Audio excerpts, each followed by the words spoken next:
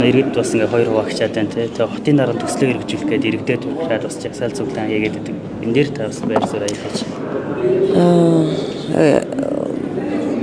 Яг хөө мэрэгчлэтнүүдийн үгийг, судлаачдын үгийг бас сайн сонсох хэрэгтэй л дээ. Улс төрчид гэхээсээ гадна тэр мэрэгчлэтнүүд, судлаачд бол арай өөр юм ярьж байгаа тий. Ямар ч байсан энэ бол яг хэлсэн ярьсан шиг нь төгжрлийг 30% бол бууруулахгүй гэдгийг бол маш тодорхой хэлж байгаа. Зам тээвэр судлаачид тий.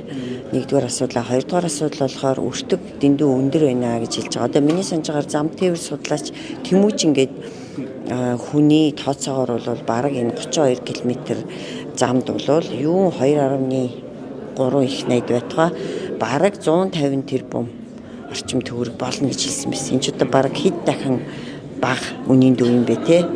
Тэгэхээр энэ бол их ноцтой бас мэдэгдэл. За мэдээж 3 дугаарт бол ерөөсөө энэ зохион байгуулж байгаа асуудал нь бол бас маш асуудалтай байна. Тэзүү байгаа хэсэг нь тодорхойгүй. За одоо усны газар бол дүгнэлт хийх боломжгүй. Яагаад гэвэл материалаа ирүүлээгүй гэж хэлээд байгаа.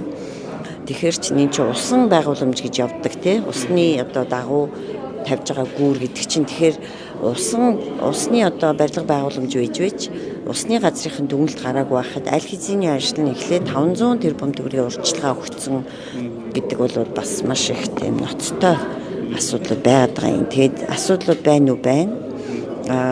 Угаасаа нийслэл гэдэг чинь нийслэлийн иргэдийн л амьдарч оршин сууж буй газар учраас иргэд бол энэ том мега төсөл дээр өөрийнхөө үзэл бодлыг илэрхийлэх бүрэн эрхтэй. Тэгээд тэрнийхээ дагуу энэ төслийг эсэргүүцснийхэн төлөө одоо элдв хоёроор хэлэхтэй дарамт чахалт үзүүлэх, орон гэрийнх нь гадаа очиж орилж чарлах, эсвэл орон байрыг зааж тий 100-100-аар очиж одоо бойкот хийж, чагсаал хий энэ төр гэж төрхирдэг бол нийтийн албан тушаалтны хийх үйлдэл биш гэж харж байгаа.